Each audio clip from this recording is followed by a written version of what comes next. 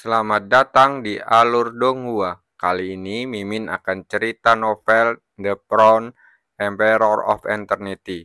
Sebelum mendengarkan, jangan lupa subscribe, like, komen, dan share ya, biar Mimin tambah semangat. Selamat mendengarkan. Melanjutkan episode sebelumnya, saat nafasnya menembus penghalang tak kasat mata, cahaya menyilaukan melesat dari atas kepalanya, langsung menembus dinding batu di atas. Terdengar gemuruh guntur saat lapisan awan gelap bergulung. Suatu kekuatan besar dari surga turun, menyebabkan seluruh lembah berguncang hebat. Bencana Yin Yang. Cukuangseng bergerak lalu muncul langsung di langit. Dia menatap awan gelap yang bergulung-gulung. Ekspresinya menjadi lebih tajam. Selama dia berhasil selamat dari kesengsaraan Yin Yang ini, dia akan resmi melangkah ke ranah Yin Yang tingkat kedua, dan kekuatannya akan lebih meningkat gratis ke tingkat yang lebih tinggi. Dia menarik nafas dalam-dalam dan duduk bersila di udara. Gelombang kekuatan dahsyat mengalir keluar dari tubuhnya, bersiap menghadapi bencana Yin Yang yang akan datang. Langit dan bumi berguncang, dan di satu sisi awan gelap, cahaya menyilaukan berkumpul, dengan cepat mengembun menjadi matahari yang menyilaukan. Begitu matahari terbit, kekuatan ilahi yang maha dahsyat meningkat secara eksponensial. Pada saat ini, mencapai tingkat yang sangat mencenangkan. Wajah Cukuangseng tampak serius, dan saat tangannya bergerak, gelombang kekuatan langsung mengubah menjadi formasi besar yang menutupi langit. Di dalam formasi cahaya matahari, suatu kekuatan dahsyat beriak keluar, mengguncang udara di sekitarnya, lalu menciptakan gelombang riak cepat. Pada saat itulah, suara gemuruh bergema di angkasa. Awan gelap dan matahari bersinar terang di saat yang bersamaan.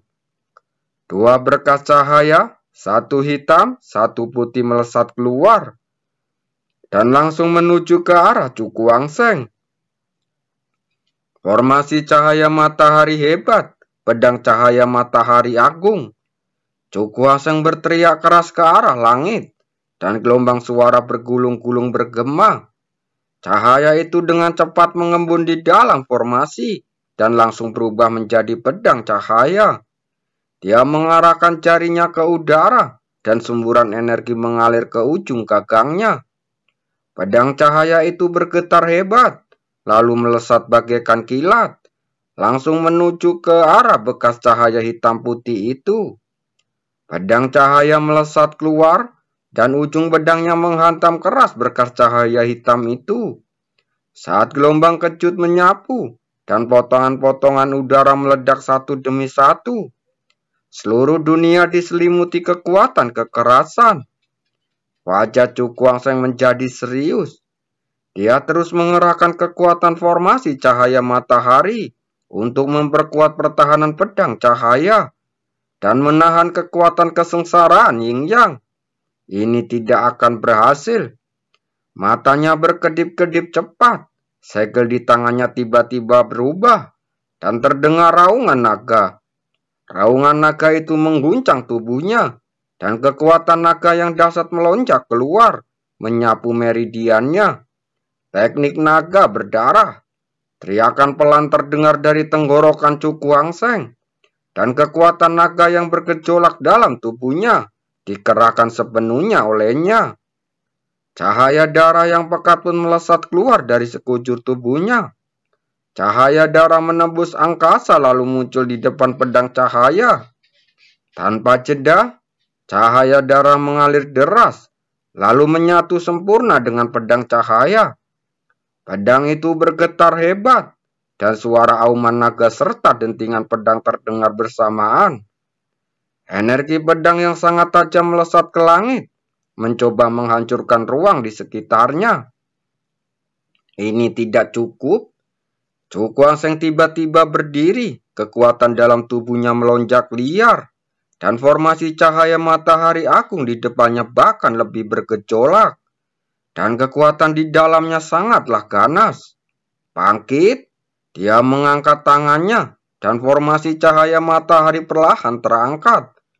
Dengan kekuatan mengerikan bergetar keluar darinya. Zhou Guangsheng menghincap ke kehampaan, dan dia menghantamkan telapak tangan ke bagian bawah formasi. Kecepatannya meningkat drastis, menyerbu langsung ke arah pedang cahaya. Ketika keduanya saling bersentuhan, seluruh dunia seakan terguncang. Kemudian formasi itu perlahan-lahan diintegrasikan ke dalam pedang cahaya. Setelah lebih dari 10 napas, ketika formasi cahaya itu sepenuhnya menyatu dengan pedang cahaya, energi pedang tajam yang terpancar darinya tampak mampu membelah langit menjadi dua. Energi pedang di langit tampak menjadi besar, bergerak di sekitar pedang cahaya, merusak. Saat berikutnya, keganasan di mata Zhou Guangsheng mencapai puncaknya. Dia tiba-tiba maju selangkah, lalu mengepalkan telapak tangannya erat-erat, menghadapi kesengsaraan Yin Yang. Energi pedang membumbung tinggi ke angkasa, dan pedang cahaya memotong akhir kesengsaraan Yin Yang itu. Tidak lama kemudian, kesengsaraan Yin Yang benar-benar terpotong, dan pedang cahaya memotong sepanjang kesengsaraan Yin Yang hingga atas, dan langsung menuju langit. Kesengsaraan Yin Yang langsung meledak dengan dahsyat, dan kekuatan di dalamnya langsung menghilang dengan cepat. Kekuatan ilahi mengerikan yang awalnya menyelimuti langit, juga sebagian besar telah menghilang. Ketika kesengsaraan Yin Yang terputus sepenuhnya oleh pedang cahaya, pedang cahaya juga kehabisan daya lalu menghilang bersama dengan kesengsaraan Yin Yang. Pada saat yang sama, awan gelap dan matahari besar berkumpul di langit, berangsur-angsur langsung memudar, lalu menghilang sepenuhnya. Seluruh dunia ini mendapatkan kembali tenang pada saat ini. Zhou Guangsheng mengangkat kepalanya saat melihat ke arah di mana kesengsaraan Yin Yang menghilang. Dia segera melihat suatu kekuatan yang sangat murni melonjak dari tempat yang tidak diketahui itu, lalu berkumpul menjadi sungai perak di udara. Umpan balik dari kesengsaraan Yin Yang. Zhou Guangsheng terkekeh, dan sosoknya tiba-tiba melonjak ke langit dan tenggelam ke dalam sungai perak. Terdengar suara air masuk, dan dia segera merasakan suatu tenaga dahsyat yang mengalir masuk dan menyatu ke dalam anggota tubuh dan tulang-tulangnya. Tahap kedua dari ranah Yin Yang. Zhou Guangsheng tersenyum. Saat tersenyum di sudut mulutnya, dia perlahan-lahan menutup matanya dan mulai menyerap kekuatan umpan balik kesengsaraan Yin Yang dengan seluruh kekuatannya. Penyerapan ini berlangsung selama beberapa hari. Dibandingkan dengan rasa malu yang dia terasakan terakhir kali, meskipun dia merasa sakit sekali ini, itu jauh lebih baik dan dia sepenuhnya menyerap umpan balik dari sekelilingnya.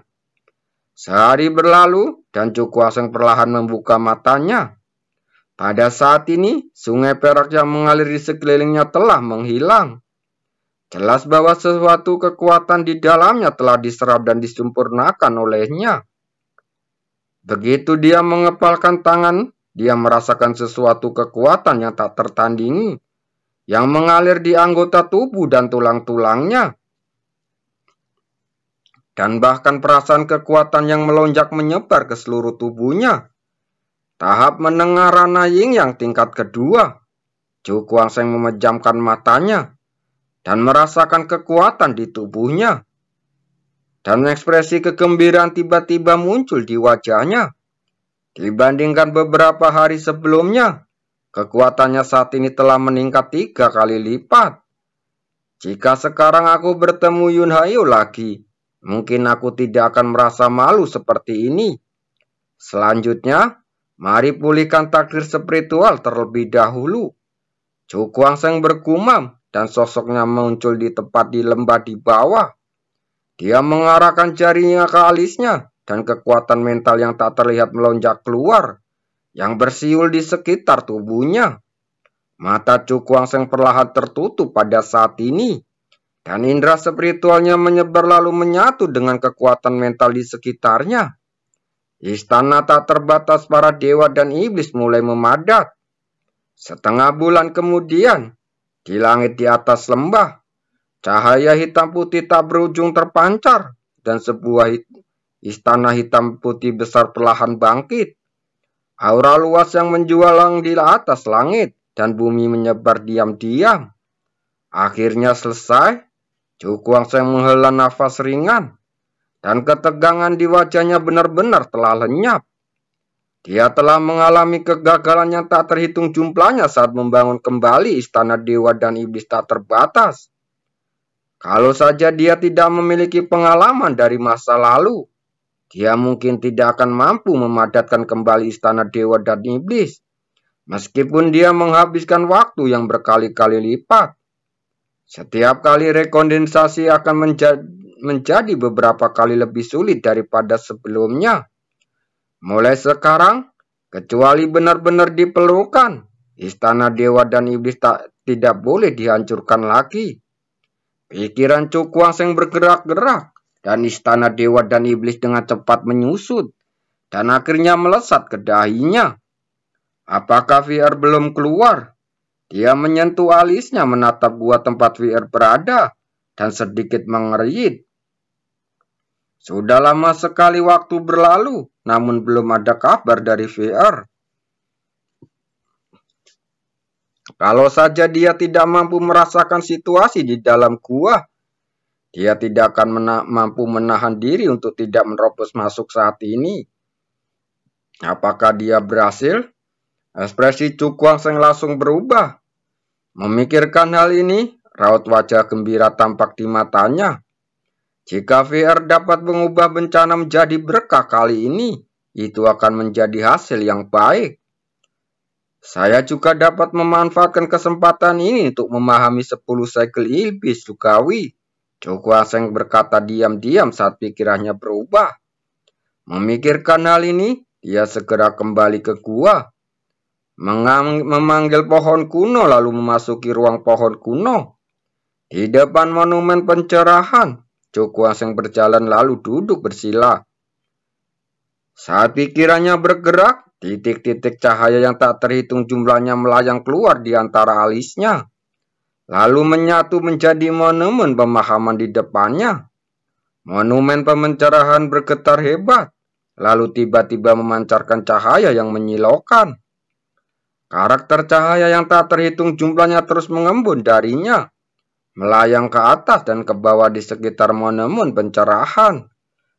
Saat berikutnya, kata-kata cahaya yang tak terhitung jumlahnya tiba-tiba terkumpul, lalu berubah menjadi aliran air yang mengalir deras menuju alis Cukuangseng.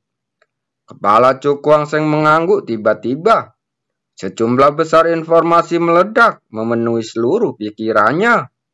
Setelah beberapa saat, ketika dia telah menyerap semua informasi, pencerahan yang tak terlukiskan muncul dari hatinya, membuatnya tiba-tiba merasa tercerahkan. 10 segel iblis surgawi. Menggunakan iblis untuk memelihara roh. Menggunakan roh untuk memelihara iblis. Hanya ketika dewa dan iblis tidak ada lagi, maka 10 segel dapat diselesaikan. Sejumlah besar informasi kultivasi mengalir melalui pikirannya. Cukuangseng bergumam dengan ekspresi pencerahan muncul di wajahnya. Jadi begitulah adanya. 10 segel iblis surgawi sangat ajaib. Matanya bersinar dengan cahaya yang tajam. Dan ekspresi terkejut tak dapat dipungkiri muncul di wajahnya. Berdasarkan informasi kultivasi, hanya dengan memahami alam tiada dewa dan iblis, seseorang dapat mengelola 10 segel iblis surgawi hingga puncaknya. Bayangan berpakaian putih yang kulihat hari itu seharusnya telah mempraktekkan 10 segel iblis surgawi hingga ke tingkat segel ke-9, kata Cukuangseng dengan mata berbinar. Apa yang disebut tingkat ke-9 mengacu pada keadaan akhir seperti dewa atau iblis. Ini adalah perasaan yang sama persis yang diberikan bayangan berpakaian putih itu padanya hari itu. Konon, katanya jika seseorang dapat mengelola 10 segel iblis surgawi hingga ke puncaknya, maka 10 segel tersebut dapat ditumpuk bersama-sama untuk melepaskan kekuatan yang mengerikan, seperti membakar gunung dan memenuhi lautan. Cukuangseng menghela nafas panjang. Alam yang begitu misterius dan mendalam ini sungguh membuat orang-orang mendambakannya. Sambil menggelengkan kepalanya, dia menyingkirkan pikiran-pikiran yang mengganggu dalam benaknya, dan ekspresinya menjadi lebih serius. Untuk mengelola 10 segel iblis surgawi, seseorang mesti memulai dengan 3 segel dewa terlebih dahulu. Hanya ketika 3 segel dewa telah disempurnakan hingga mencapai tingkat kesempurnaan, seseorang dapat mengembangkan 3 segel iblis. Adapun 4 segel terakhir, mereka terlalu jauh baginya. Untuk saat ini, lebih baik memulai berlatih dari segel dewa yang pertama, yang merupakan jalan yang benar. Memikirkan hal ini, Cukuangseng perlahan menutup matanya, lalu mengangkat tangannya dan perlahan menggerakkannya di udara, di sepanjang lintasan misterius. Tak lama kemudian, terdengar suara menderu di dalam tubuhnya, dan gelombang kekuatan dahsyat melonjak keluar dari dantiannya, dan akhirnya mengalir di sepanjang meridiannya, membentuk semacam siklus aneh. Hati adalah dewa, roh adalah dewa, dan kekosongan adalah dewa. Ketika ketiganya dicampur, apakah perubahan yang tak terhitung jumlahnya, dan kekuatan dewa akan terungkap. Metode kultivasi misterius melintas di benaknya, dan segel perubahan di tangan Cukuangseng menjadi semakin rumit. Lambat laun, kekuatan dalam tubuhnya tampak mengalami beberapa perubahan, dan sebuah ide misterius muncul dalam hatinya. Hasilnya, seluruh pikirannya benar-benar terbenam dalam seni 10 segel iblis surgawi. Dan tidak ada apapun dari dunia luar yang dapat mengganggunya. Pada saat ini, ia seolah telah menjelajahi dunia yang luas penuh misteri ini. Segala sesuatu penuh keajaiban yang belum diketahui. Dan waktu berlalu dengan cepat dalam keadaan misterius ini. Dalam sekejap mata, 10 hari berlalu. Dalam selama periode ini, tidak ada suara yang datang dari gua tempat Cukuangseng berada. Bahkan auranya menjadi sangat lemah, seperti seorang biksu tua yang sedang bermeditasi. Keheningan ini terpecahkan oleh suara keras di suatu titik, dan seberkas cahaya melesat ke langit, lalu tenggelam ke dalam langit. Tiba-tiba langit berubah dengan cepat. Awan hitam pekat berkumpul menutupi separuh langit, dan membuat lembah di bawahnya menjadi gelap. Namun, kegelapan ini hanya berlangsung sesaat, sebelum cahaya menyilaukan bersinar menerangi lembah di bawahnya. Sosok anggun datang mendekat, dan Liu Fei mengangkat kepalanya. Di samping awan gelap, ia melihat matahari besar tergantung di udara. Gelombang riak putih yang terlihat beriak keluar darinya, menyebar ke langit yang jauh. Kesengsaraan Yin Yang. Liu Fei mengerutkan bibir merahnya, dan cahaya aneh bersinar di mata indahnya seperti buah persik. Dia bisa merasakan perbedaan dalam kesengsaraan Yin Yang ini. Dan mungkin setelah dia melewatinya, akan ada hasil yang melampaui harapannya. Aku penasaran apa yang akan terjadi pada akhirnya. Liu Fei tersenyum tipis, lalu duduk bersila di udara. Dia menggenggam kedua tangannya, dan pesona yang menakjubkan terpancar dari tubuhnya. Pesonanya ada di mana-mana, dan cahaya merah muda menyapu, menyebabkan ruang dalam jarak 1000 kaki berfluktuasi, dan mengeluarkan suara seperti air pasang. Lambat laun, telapak tangan yang terbuat dari batu giok menjadi bening seperti kristal, memperlihatkan tulang-tulang tangannya yang ramping seperti permata. Di atas tulang-tulang tangan itu, ada cahaya merah muda yang berkelip-kelip. dan makna misterius yang tak terlukiskan terpancar darinya. Leove sedikit mengangkat bibir merahnya, dan kata-kata menawan keluar dari mulutnya. Cahaya merah muda dari langit berkumpul lalu berubah dengan cepat di atas kepalanya. Setelah beberapa saat, dia berubah menjadi lapisan awan dan kabut yang menutupi seluruh tubuhnya. Tampaknya ada cahaya kristal yang mengalir di atas perisai cahaya tersebut, membuat perisai cahaya tersebut yang tampak setipis kertas memberikan kesan kokoh bagaikan berlian. Tepat saat perisai cahaya itu terbentuk, awan gelap di langit mulai bergulung, dan sesaat kemudian seberkas cahaya hitam melesat keluar darinya. Pada saat yang sama, cahaya putih yang menyilaukan meledak dari matahari. Lalu bersama dengan seberkas cahaya hitam, tanpa ampun memborbardir sosok di bawahnya. Terima kasih.